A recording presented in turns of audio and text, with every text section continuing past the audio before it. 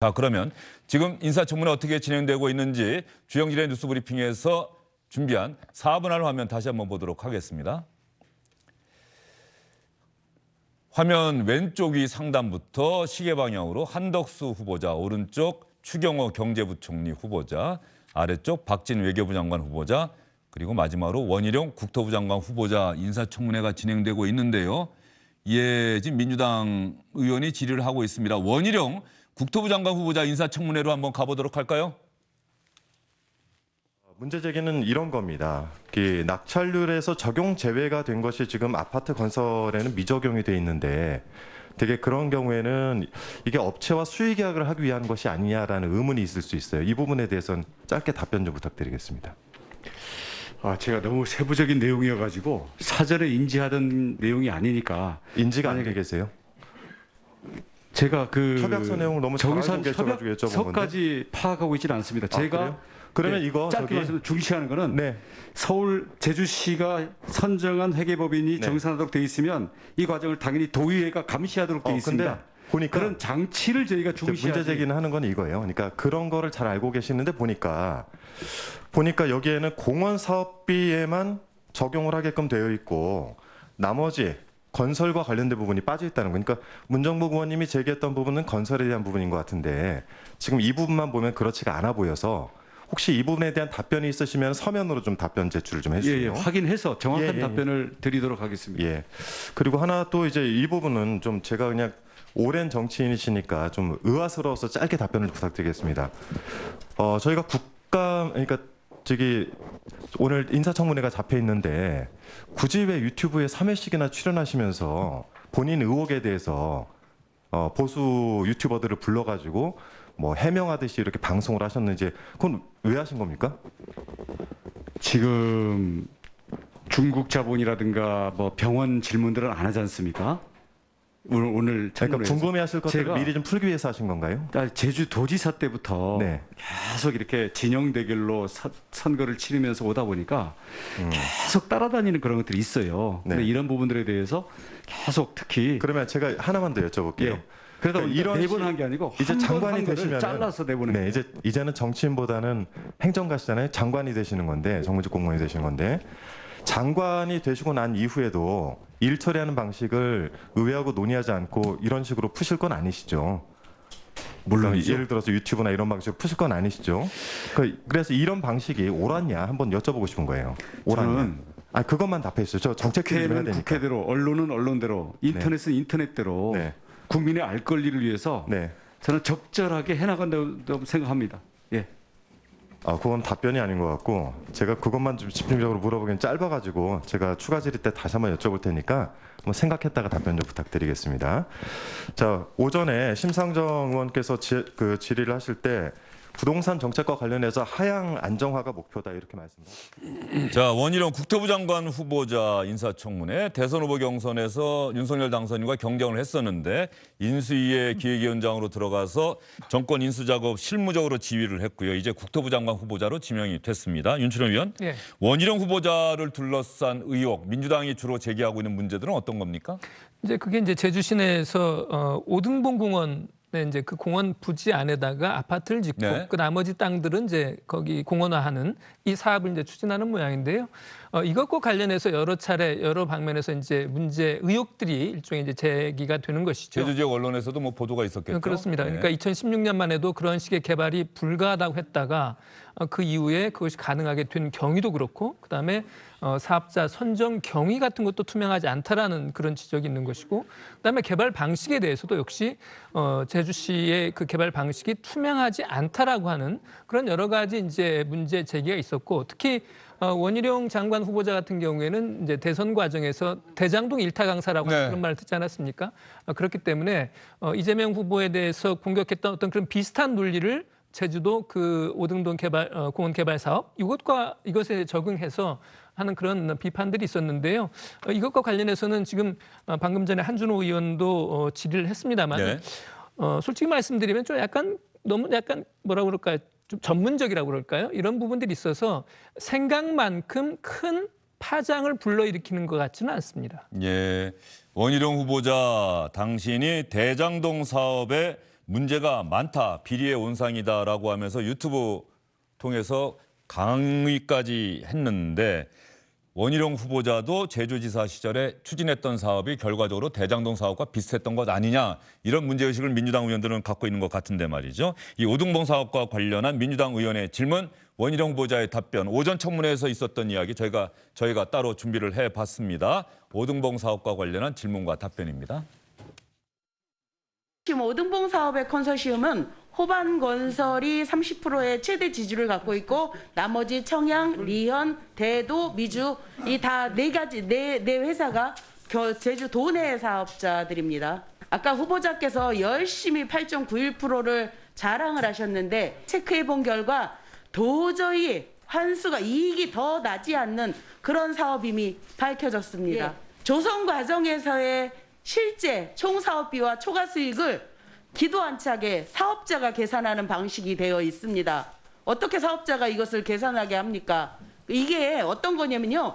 총사업비가 늘어나면 8.91% 아무 상관없이 민간업자의 수익 또한 늘어나는 방식이랍니다. 사업비는 늘어나게 돼 있는 거예요. 우리 의원님께서 말씀하신 사업 부풀리기를 저희도 걱정을 했습니다. 그래서 공사비와 사업비는 사업자가 결정하는 것이 아니라 제주시에서 임의로 선정한 회계법인이 정산을 해서 인정하는 공사비만 계산을 하도록 되어 있습니다. 민주당 문정복 의원이 상당히 공세를 취했는데 말이죠. 여기에 국민의힘 의원은 또 어떤 내용으로 질문하고 원희룡 후보자는 뭐라고 답변을 했는지, 이 부분도 오등봉 사업과 관련된 질문과 답변입니다. 이 오등봉 개발 사업의 이익은 어디로 돌아가게 돼 있습니까? 당시 전국에서 도입되지 않았던 초과 수익 환수 조항을 저희가 자발적으로 집어넣어서 8.9%를 상한으로 해서 그것을 넘어선 이익은 설사 미분양이 나더라도 전액 이 제주시로 귀속하도록 3중 장치를 했던 것입니다. 결론적으로 말씀드리면 오등봉은 대장동 같이 민간업자에게 공공의 땅을 특정 수익을 다 몰아주도록 하는 그런 것을 방지하기 위해서 만들었던 전국 최초의 모범 사례로서 초과 수익 환수 조항이 들어갔던 그런 사례로 알고 있습니다. 오등봉 민간공원 특례 사업의 개발 이익은 제주도 자치단체와 제주도민에게 귀속되는 것이죠. 87%의 공원, 조성된 공원, 그다음 100억 원, 그다음 8.9%를 넘는 모든 초과 수익이 제주시로 전액 귀속되도록 되어 있습니다. 자, 그러면 원희룡 국토부 장관 후보자, 우리 두 의원님도 하실 말씀이 많을 텐데 말이죠. 저희가 오전에 있었던 인사청문회 과정을 다 요약해서 보여드린 다음에 총론적으로 두 분의 의견을 제가 질문하는 것으로 그렇게 하도록 하겠습니다. 집을 셀프로 용도 변경한 것 아니냐는 이런 얘기가 있었고요. 특히 요즘 최근 들어서 원희룡 후보자 둘러싸고 난 기사 가운데 상당량이 제주도지사 시절에 특정 식당을 참 좋아했는데 이 식당을 많이 갔는데 혹시 가격도 제대로 안 낸 것 아니냐, 이런 의혹도 제기가 되고 있는데요. 이 두 가지 의혹을 둘러싼 질문과 답변도 저희가 정리를 해봤습니다. 한 가지 제가 이제 조금 미심쩍은 것이 하필이면 그 집을 아라리움 타운하우스를 지은 건설사가 그 이웃에 거주하고 있더라고요. 그리고 또 오등봉 사업에도 참여를 또 했더라고요. 호화 반사를 도민들에게 돌려주고 제가 옥동 아파트 판 그 자금을 가지고 결국은 급히 급매물을 구한 집이었습니다. 그 열세 가구 어느 집과도 전혀 교류가 없습니다. 결제 왜냐하면 서류를 봤더니 구체적으로다가 이 취락지구 전체 면적만 나와 있지 어느 지역이 자연 취락 지역으로 바뀌는지는 없더라고요. 이게 왜 취락지구로 변경이 됐냐 이건데 제가 관여된 게 아니라 그 지역에 포함되어 있는 주민들이 민원을 냈습니다. 당시에 제주도 인구가 급증하면서 옛날에 그 과수원이나 그 밭농사 짓던 지역들에 군데군데 집들이 들어서고 있던 그런 현상 때문에 벌어진 일이지, 이게 저의 집 그 조그만 그걸 겨냥해서 진행된 절차가 전혀 아닙니다. 후보자께서 3년간 이 일본에 본점을 둔 이 일식당에 1,584만 원이나 사용하셨습니다. 아주 최애 단골집 같은데 맞습니까? 맞으세요, 후보자님? 맞아요? 예, 맞겠죠. 예, 예. 맞습니다. 예. 이 집은 단품 메뉴가 딱 2개밖에 없어요. 점심에 75,000원짜리 하고 저녁에 16만 원밖에 없습니다. 예를 들어서 2020년 5월 16일 날 국회 관계자 16명, 그리고 3일 뒤에 또 국회 관계자 15명, 그리고 한 9일 뒤에 국회 관계자 또 저녁에 17명하고 식사를 하면 어떻게 44만 원이 나옵니까? 이거 김영란법 위반이죠? 말씀하십시오. 위반 아닙니까? 아닙니다. 허위 기재입니까? 국회 관계자가 공무원 아니에요? 그렇지 않습니다. 국회 관계자가 누굽니까? 뭐라고 해명을 하셨냐면 페이스북에 김영란법을 위반하는 거론한 보도가 있었는데 본법은 상대방이 공직자인 특정 신분이다. 국회 관계자가 공직자 아닙니까? 그럼 사적으로 쓰신 거예요? 말씀을 하세요. 3년에 걸쳐서 지금 뭐 1,500만 원 정도라고 이제 말씀을 하셨는데 제가 아까도 말씀드린 것처럼 제주도지사 취임하면서 이 호화 관사를 내놨지 않습니까? 빨리 이거나 말씀하세요. 어떤 경우에도 도지사로서의 공적인 용무로서의 모임 외에는 법인카드는 지출된 바가 없습니다. 원희룡 후보자의 저 마지막 답변도 아까 한덕수 후보자의 답변과 비슷해 보이네요. 어떤 용도로도 공직자로서 사용한 것 말고는 일체 사적으로는 쓰지 않았다는 대답을 했던 것 같은데 말이죠. 원희룡 국토부 장관 후보자는 어떻게 보세요? 뭐 이제 그 개발 관련해서는 지난 대선에서 대장동 이 부분이 워낙 이제 이슈화가 됐지 네. 않습니까? 그러다 보니까 이게 이제 유사한 그런 개발이 제주도에서도 있지 않았느냐. 그러니까 이 속담으로 얘기하면 이제 뭐 그 자라보고 놀란 것은 뭐 소뚜껑 보고 못한다는 얘기처럼 그걸 갖고 자꾸 문제를 제기를 하는 것 같은데 그것과 비유하기에는 좀 다른 문제다. 거기에 누구도 수천억의 이익을 가져간 바가 없고 지금 조금 전에 답변 들어보니까 무려 87% 조성된 공원이면 굉장히 사실은 뭐 다 제주도가 이제 그 공적 용도로 환수하다시피 했고 또 이게 뭐 특정 어떤 사업 그 업체들에게 우리 국민적 정서를 반할 정도로 많은 금액이 이익이 갔다 이런 얘기도 지금 없어서 그냥 문제를 제기하는 정도지 지금 뭐 그 부분은 큰 문제가 아닌 것 같고요.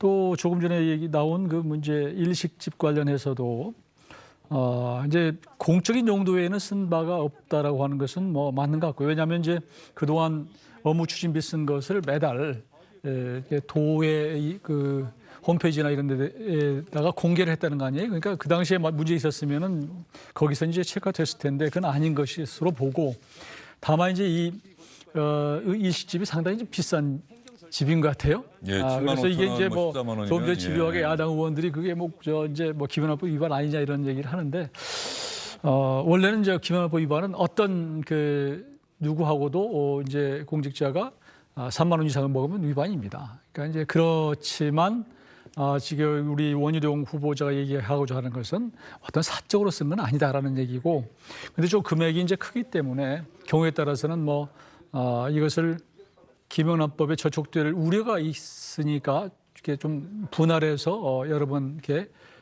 결제할 수는 있었겠구나 하는 그런 생각을 하는데요. 저도 의원으로서 이제 기자들하고도 밥을 먹고 하는데 네. 요즘에는 처음에는 3만 원 이하로 막 하다가 요즘 많이 이렇게 많이 이제 물가도 오르고 그러다 보니까 좀 넘어선 경우도 있거든요. 예. 그래서 이제 지키려고 노력을 하지만 경우에 따라서는 조금 넘는 경우도 있다. 그래서 이 부분은 너무 타이트하게 예. 이 부분이 뭐 자격이 없다 이렇게 얘기하기 공격하기는 조금 그렇지만 예. 그러나 뭐 떳떳하게 또 이게 뭐 아니다 이렇게 얘기하는 것도 좀 조심스럽지 않나 싶습니다. 예.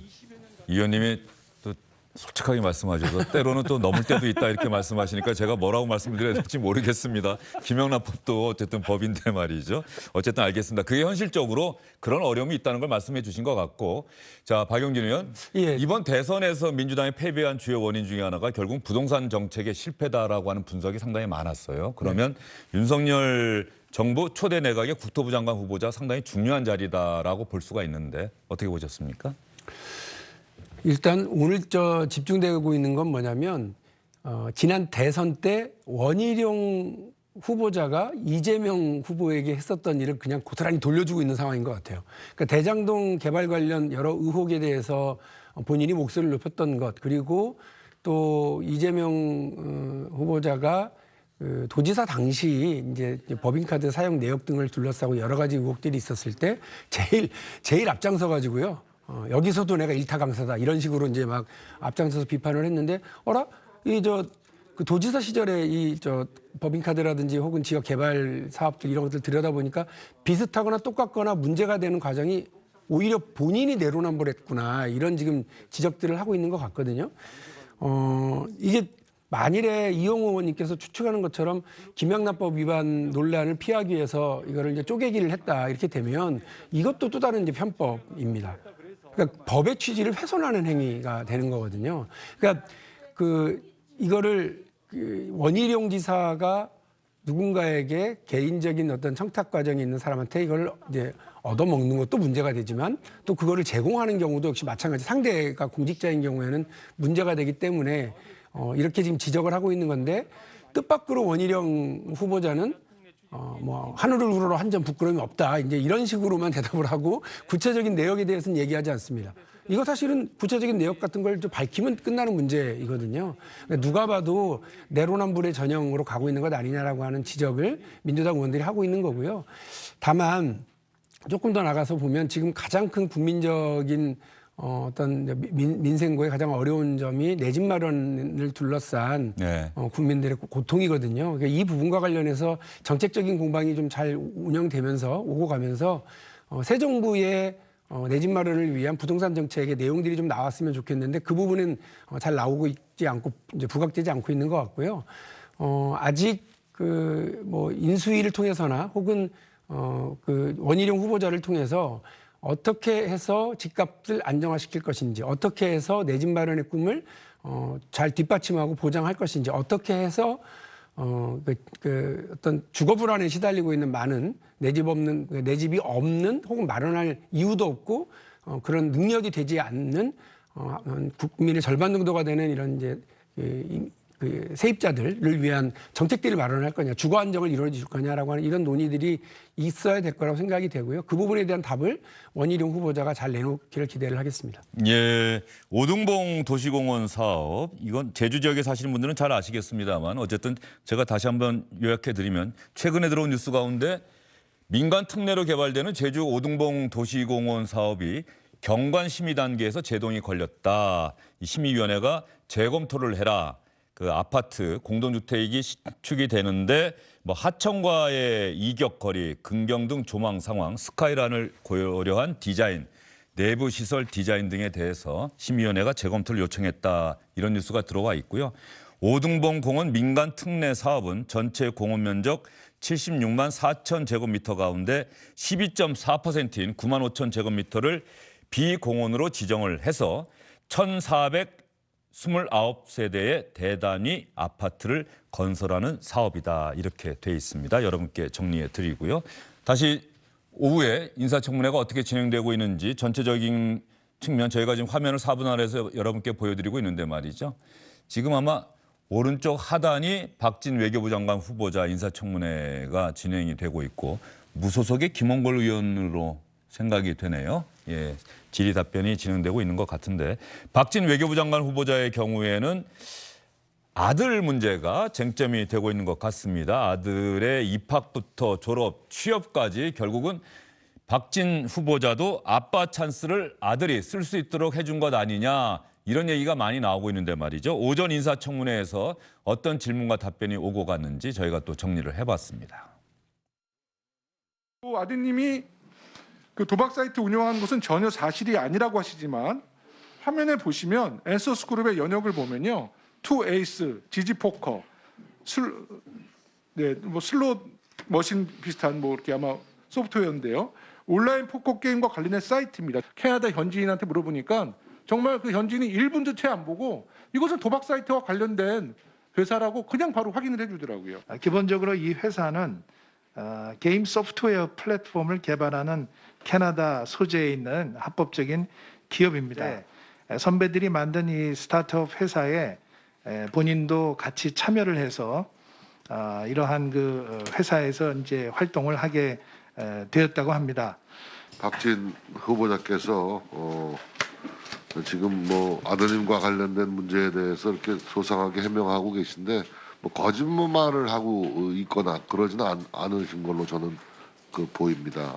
나름대로 알고 계신 내용을 소상하게 지금 청문위원들에게 설명드리고 있다 이렇게 저는 판단이 되고요. 윤춘호 의원, 박진 외교부 장관 후보자의 쟁점, 제기되고 있는 의혹 이런 것들은 앞서 우리가 본 한덕수 총리 후보자나 원희룡 국토부 장관 후보자 비교했을 때 어떻습니까? 일단은 딸의 위장전입 문제는 이제 시인을 했잖아요. 네. 딸의 이제 진학과 관련해서 위장전입을 한 사실이 있고 그에 대해서는 송구하다고 이야기를 했었고요. 두 번째는 이제 그 아들이 다니는 기업이 있는 모양인데 그 기업이 도박 관련 기업이 아니냐라고 하는 것이 이제 민주당 의원들의 주장이었고 그와 관련해서는 그게 아니고 게임 소프트웨어 개발업체다라는 취지로 이야기를 했고요. 그다음에 또 거기에 이제 대표로 돼 있는 것 아니냐라고 하는 그런 의혹 제기도 있었어요. 그에 대해서는 이제 어떤 서류의 착오다라고 이야기를 했습니다마는 마지막에 어쨌든 그와 관련해서 자신이 투명하게 자료를 내지 않았다고 하는 점, 이 부분에 대해서는 송구하게 생각한다라고 일단 사과를 좀 했습니다. 그래서 이 부분과 관련해서는 자녀 문제가 박진 후보자에서는 집중적으로 제기되고 있는 그런 상황입니다. 예. 박진 외교부 장관 후보자, 윤석열 정부의 외교 안보 정책을 어떻게 펴나갈 것인가. 사실 우리는 인사청문회에서 박영진 의원 늘 쟁점이 되었던 부분이에요. 오늘도 가만히 보니까 불과 시계반으로 5년 전으로 돌리면 지금 민주당 의원이 했던 이야기 그 당시에 미래통합당인가요? 자유한국당 의원들이 했던 이야기와 거의 비슷한 것 같고 그렇죠? 예. 예. 청문회를 통해서 매번 안타깝게 생각하는 건 정책 검증과 도덕성 검증의 이 딜레마, 갈등 이걸 도대체 어떻게 풀어야 할지. 근데 정책 검증 얘기를 하면 그 언론의 관심 또 국민의 관심 이런 것들이 좀 떨어지니까 7분밖에 주어지지 않는 질의응답 시간에서 국회의원들은 아무래도 보다 더 국민들의 귀와 눈을 잡을 수 있는 그리고 상대 후보를 곤란하게 만들 수 있는 도덕 검증 중심으로 많이 펼쳐지게 되거든요. 늘 나오는 얘기입니다만 청문회 제도 개선에 대한 논의도 이번 기회에 좀 다시 한번 귀를 기울여서요. 그래서 도덕 검증과 또 이제 정책 검증을 좀 나눈다든지 아니면 청문회 시간을 조금 더 갖는 거. 이것도 필요한 것 같아요. 그러면 인사청문 특위위원들을 좀 줄여야 하는데 또 하고 싶어하는 의원들은 워낙 많고 이런 주로 또 상임위에서 하게 되니까 차라리 특위를 그러니까 상임위에서 하더라도 전체회의에서 하지 말고 거기에서 따로 소위를 구성해서 진행해서 더 심도 있게 들여다보고 논쟁을 하는 것이 청문 특위위원을 절반으로 줄이면 14분으로 늘어날 수 있잖아요. 그렇죠? 그럴 수 있습니다. 그렇게 질문 답변하게 하면 보다 좀 심도 있는.